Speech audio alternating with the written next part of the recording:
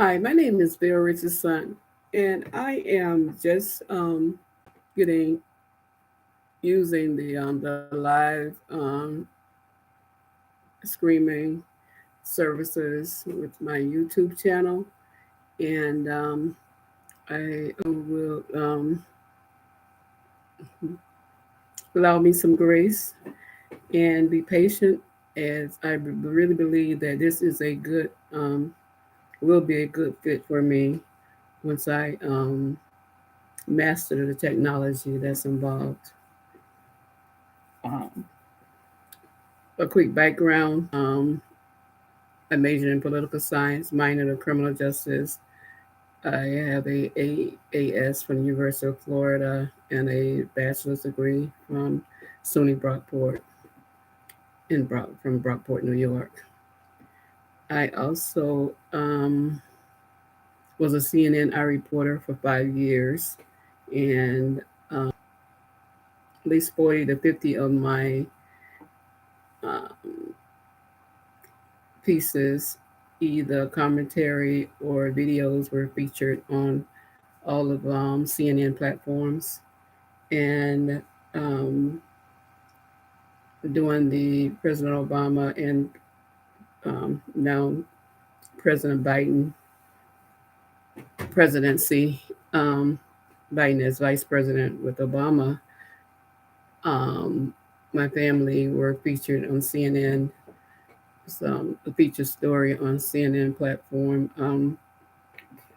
when healthcare reform was passed, because my grandson Jeremiah was born with a heart condition that is the same condition that Jimmy Kendall's son's. I think his son is 5 now, that he suffers with. And so my grandson and his mom were part of that great news when Obamacare was passed. And what else? And first and foremost, I'm a Christian. I in my Christianity stems from a family that really were true believers in Jesus Christ. That's our And God gives us all free will to to decide what religion we want. If we don't want a religion, so everyone is entitled to make their own choices. Because if God gives us free choices, that means that man cannot take, in my opinion, what God has given us. I also was born dirt poor in Florida. We were too poor for an outhouse. We shared my grandmother's outhouse. And this person,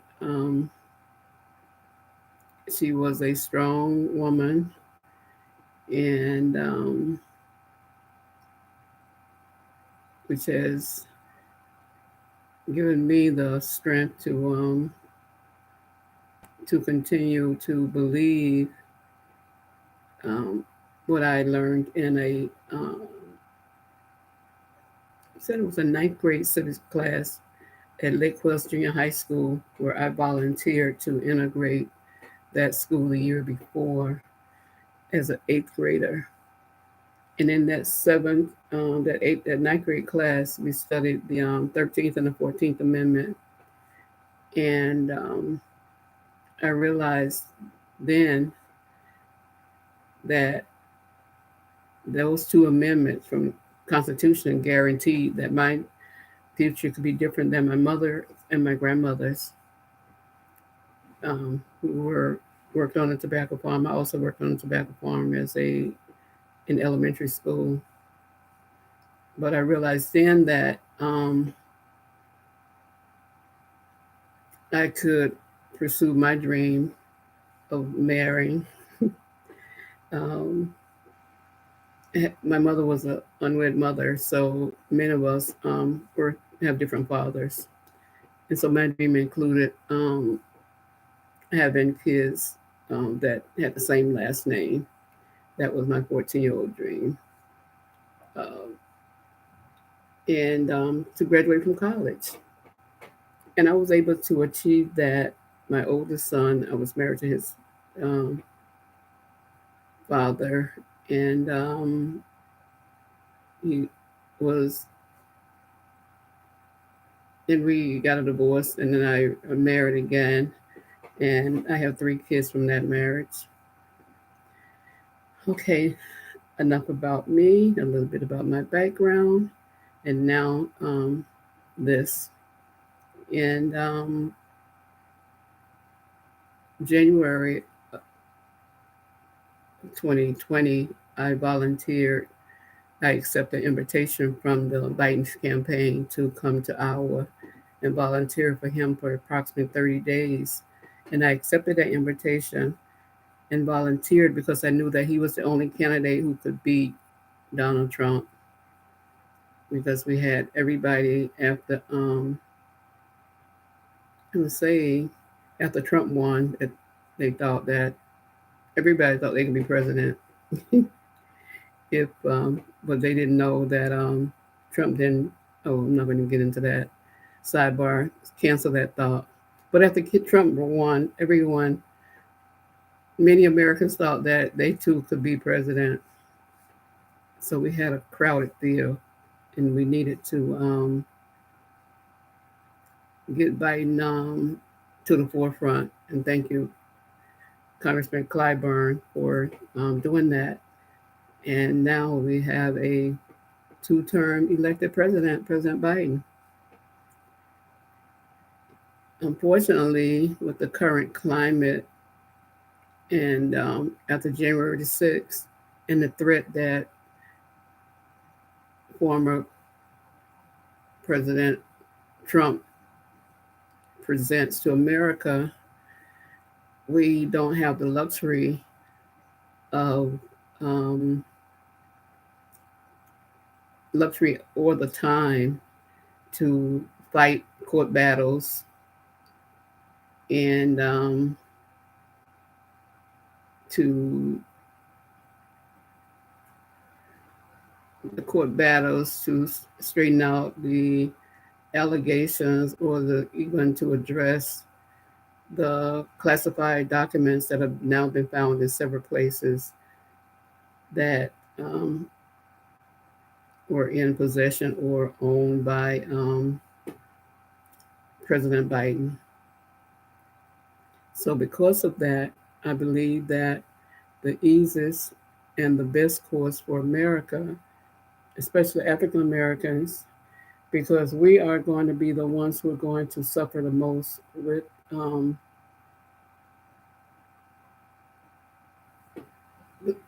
with the presidency being at a stalemate or worse because of the allegations that Biden is surely going to face about the classified documents. So the easiest thing would be for him to, um, and easiest thing and the best thing for the nation, especially African Americans, would be for him to resign and for Vice President Harris to pardon him and also pardon his son, Hunter Biden, to take that off and so we can get something done. So then the Justice Department could continue to investigate Trump um, and McCarthy and all of those who participated in January 6th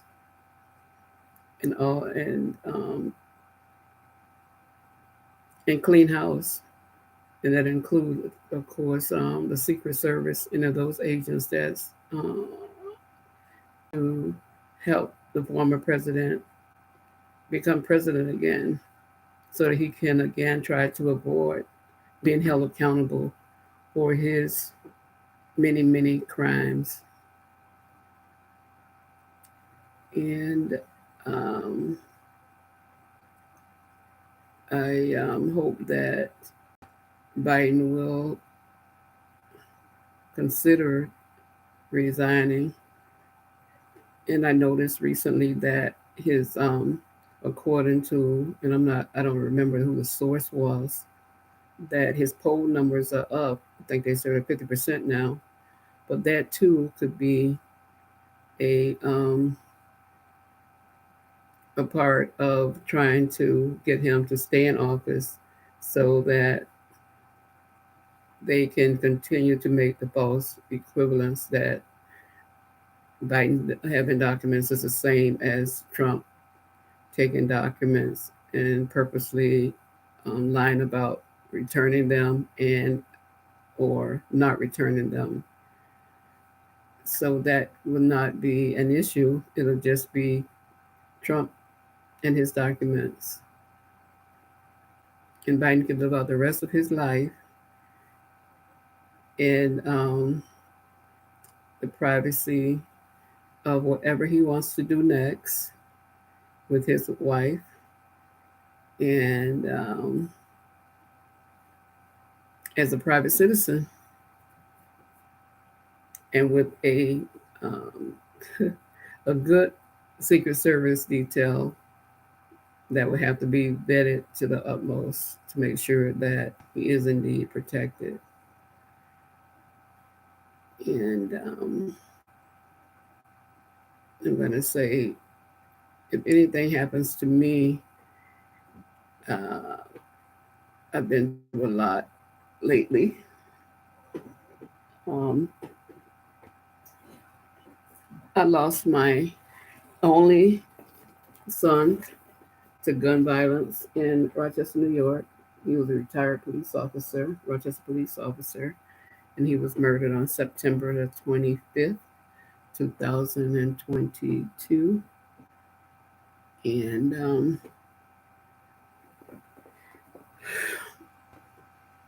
he always told me that I should use social media to spread the gospel of Jesus. And he said that he firmly believed that there wasn't or isn't a political solution to a biblical problem. So he encouraged me to um, tell people about Jesus Christ. And one of the things that I would like to share from that being a Christian, that God also told me that I was to share with the world. Um, Second Chronicles 14, 7:14.